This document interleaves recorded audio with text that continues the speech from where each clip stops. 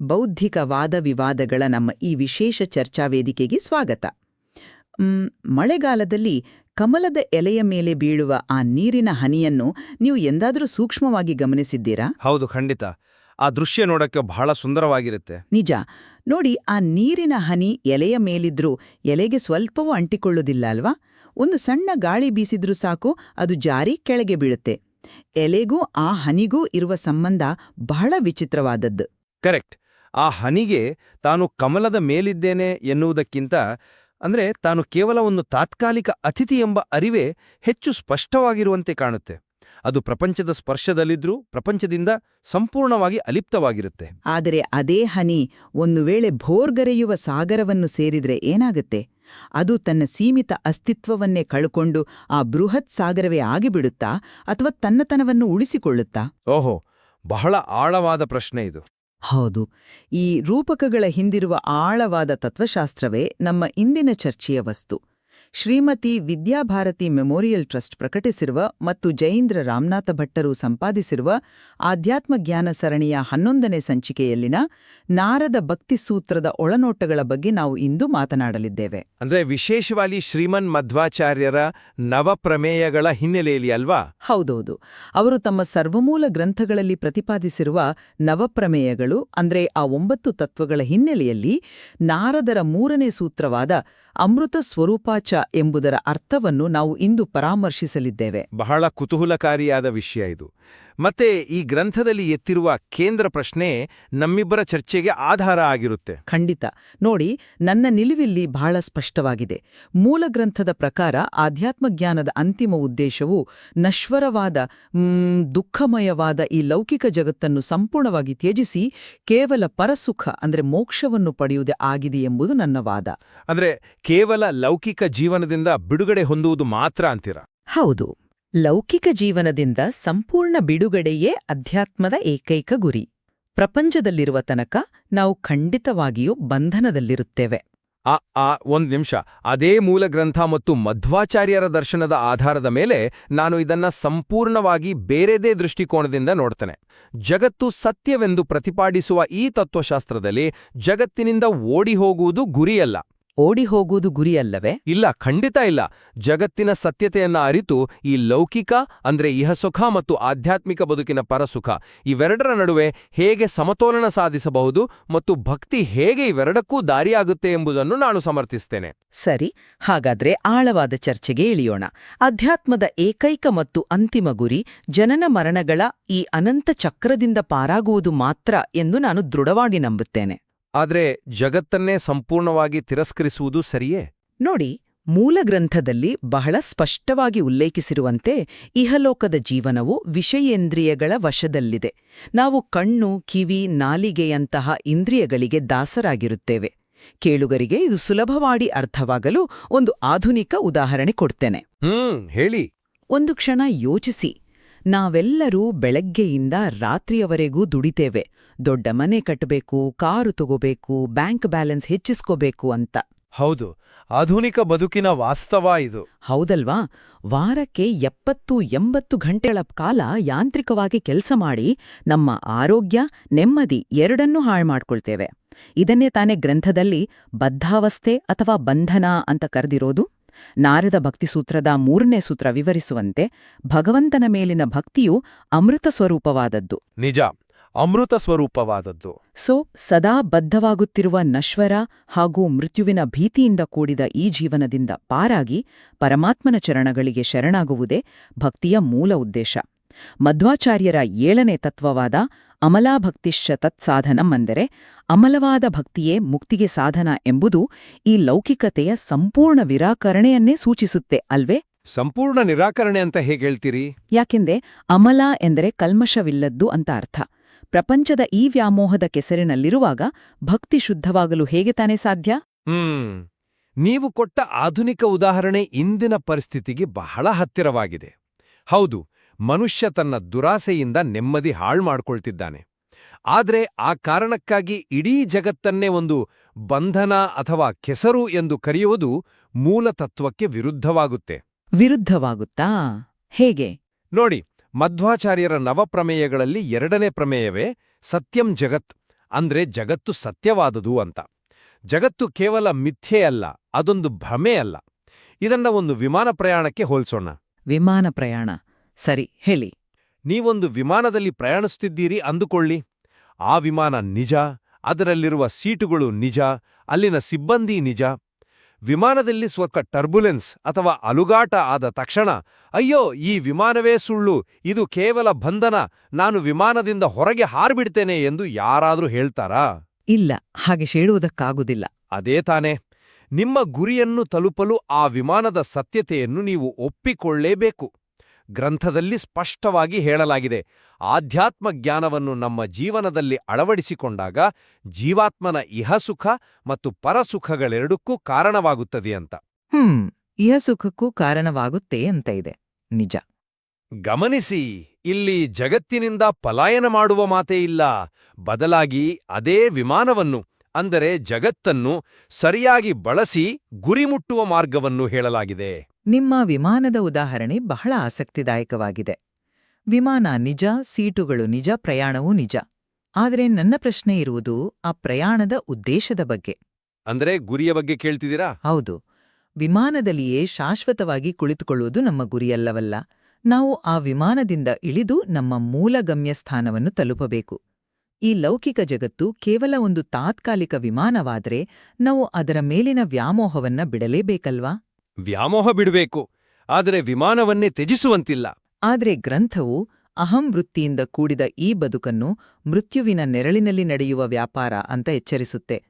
ನೀವು ಇಂದ್ರಿಯಗಳ ಮೂಲಕ ಪಡೆಯುವ ಪ್ರತ್ಯಕ್ಷ ಪ್ರಮಾಣವನ್ನು ಬೆಂಬಲಿಸುತ್ತೀರಿ, ಆದರೆ ಪ್ರತ್ಯಕ್ಷ ಸಾಧನಗಳು ಬಹುಬೇಗನೆ ನಮ್ಮನ್ನು ದಾರಿ ತಪ್ಪಿಸುತ್ತವೆ ಎಂಬುದನ್ನು ಗ್ರಂಥವೇ ಎತ್ತಿ ತೋರಿಸುತ್ತೆ. ದಾರಿ ತಪ್ಪಿಸುತ್ತವೆ ಅಂತ ನಾನು ಒಪ್ತೀನಿ, ಆದ್ರೆ ಒಂದು ನಿಮಿಷ.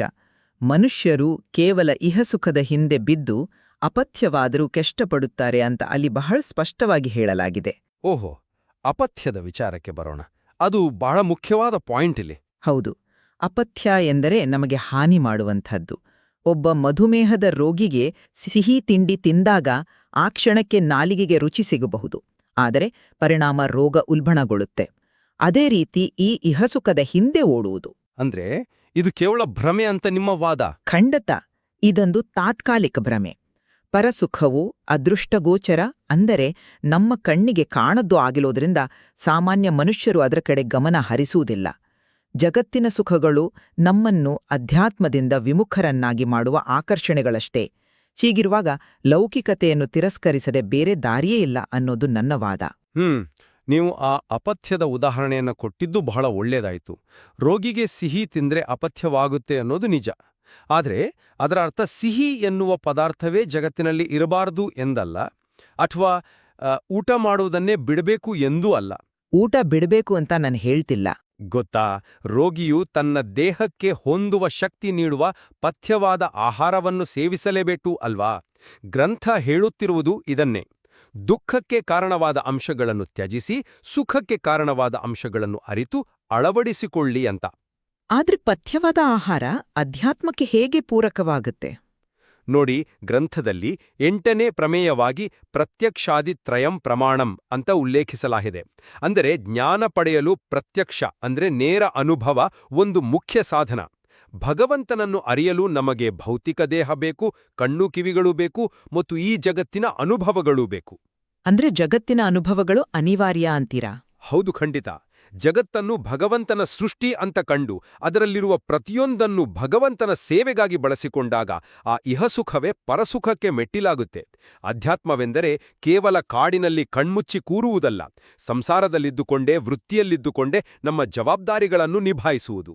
ನನಗೆ ಇಲ್ಲಿ ಒಂದು ಪ್ರಾಮಾಣಿಕವಾದ ಗೊಂದಲವಿದೆ, ದಯವಿಟ್ಟು ವಿವರಿಸಿ. ನೀವು ಸಂಸಾರ, ವೃತ್ತಿ, ಜವಾಬ್ದಾರಿಗಳ ಬಗ್ಗೆ ಮಾತಾಡ್ತಿದ್ದೀರಿ, ಆದರೆ 7ನೇ ಪ್ರಮೇಯ ಅಮಲ ಭಕ್ತಿಯ ಬಗ್ಗೆ ಹೇಳುತ್ತೆ ತಾನೇ? ಹೌದು, ಹೇಳುತ್ತೆ. ಅಮಲ ಅಂದರೆ ಯಾವುದೇ ಲೌಕಿಕ ಕಲ್ಮಶಗಳಿಲ್ಲದ ಶುದ್ಧ ಸ್ಥಿತಿ ಅಂತ ನಾವೆಲ್ಲರೂ ಒಪ್ತೇವೆ. ನಾವು ದಿನನಿತ್ಯದ ಆಫೀಸ್ ರಾಜಕೀಯ, ಹಣಕಾಸಿನ ಲೆಕ್ಕಾಚಾರ, ಕೋಪ, ತಾಪ ಮುಂತಾದ ಪ್ರಾಪಂಚಿಕ ಜಂಜಾಟಗಳಲ್ಲಿ ಮುಳುಗಿರುವಾಗ ನಮ್ಮ ಭಕ್ತಿ ಅಮಲ ಆಗಲು ಭೌತಿಕವಾಗಿ ಹೇಗೆ ತಾನೇ ಸಾಧ್ಯ?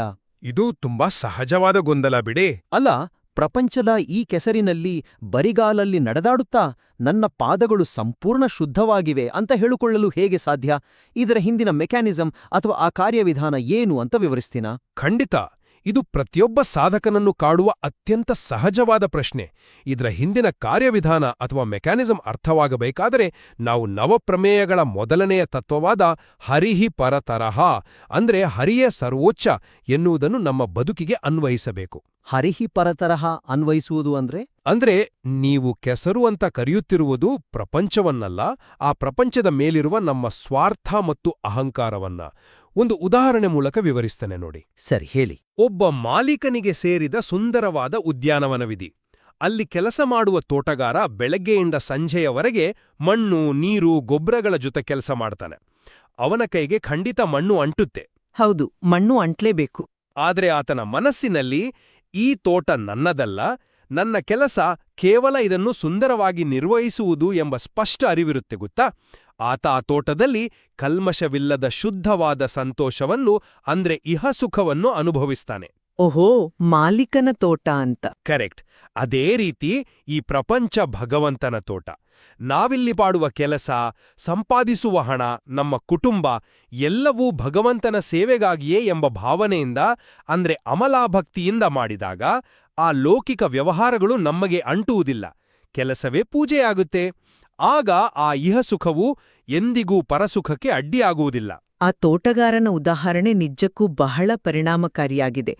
ಅಹಂಕಾರವಿಲ್ಲದೆ ಜಗತ್ತನ್ನು ಅನುಭವಿಸುವ ಕಲ್ಪನೆ ನನ್ಗೆ ಸ್ವಲ್ಪ ಅರ್ಥವಾಗ್ತಿದೆ. ಆದ್ರೆ ನಾವು ಕೇವಲ ಇಹಸುಖದ ಹಂತದಲ್ಲಿಯೇ ನಿಲ್ಲುವಂತಿಲ್ವಲ್ಲ. ಇಲ್ಲ, ನಿಲ್ಲುವಂಟಿಲ್ಲ. ನಾರದರ 3ನೇ ಸೂತ್ರ ಅಮೃತ ಸ್ವರೂಪಾಚ ಎಂಬುದರ ಅಂತಿಮ ಹಂತದ ವಿವರಣೆಯನ್ನು ಒಮ್ಮೆ ಆಳವಾಗಿ ಗಮನಿಸಿ. ಭಕ್ತನು ತನ್ನ ಲೌಕಿಕ ಅಸ್ತಿತ್ವದಿಂದ ಅಹಂವೃತ್ತಿಯಿಂದ ಬಿಡುಗಡೆ ಪಡೆದಾಗ ಪರಮಾತ್ಮನ ಅಖಂಡಾನಂದ ಅಮೃತ ಸ್ವರೂಪದ ಅನುಭೂತಿಯನ್ನು ಹೊಂದುತ್ತಾನೆ ಎಂದು ಹೇಳಲಾಗಿದೆ. ಹೌದು, ಅಖಂಡಾನಂದವನ್ನು ಹೊಂದುತ್ತಾನೆ.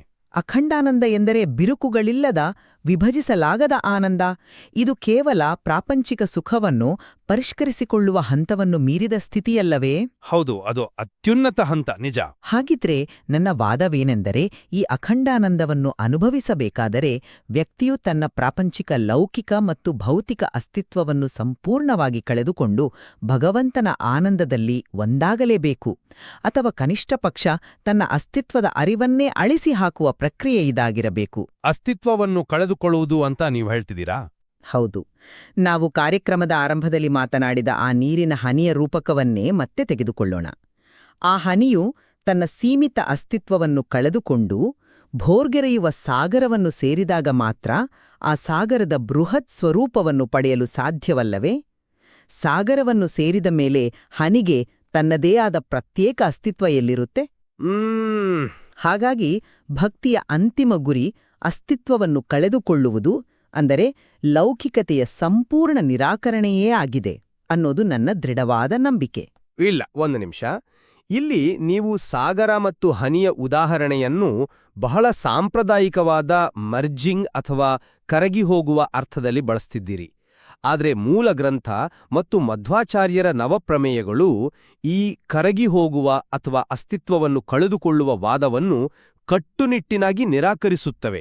ಇದು ಮಧ್ವತತ್ವಶಾಸ್ತ್ರದ ಅತಿ ದೊಡ್ಡ ವೈಶಿಷ್ಟ್ಯ ಗೊತ್ತಾ? ಹೇಗೆ?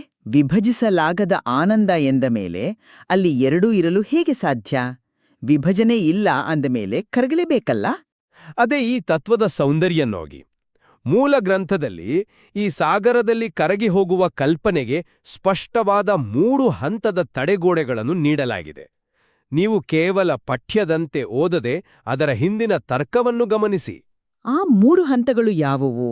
3ನೇ ಪ್ರಮೇಯ ಹೇಳುತ್ತೆ ತತ್ವತೋ ಭೇದ, ಅಂದ್ರೆ ಭಗವಂತ ಮತ್ತು ಜೀವಾತ್ಮನ ನಡುವಿನ ಅಂತರ ಶಾಶ್ವತ. 2ನೇದು 4ನೇ ಪ್ರಮೇಯ ಜೀವಗಣಾಹ ಹರೇರನುಚರಃ, ಅಂದ್ರೆ ಜೀವಾತ್ಮರು ಯಾವಾಗಲೂ ಹರಿಯ ಸೇವಕರು, ಜೀವಾತ್ಮ ಎಂದಿಗೂ ಪರಮಾತ್ಮನಾಗಲಾರ.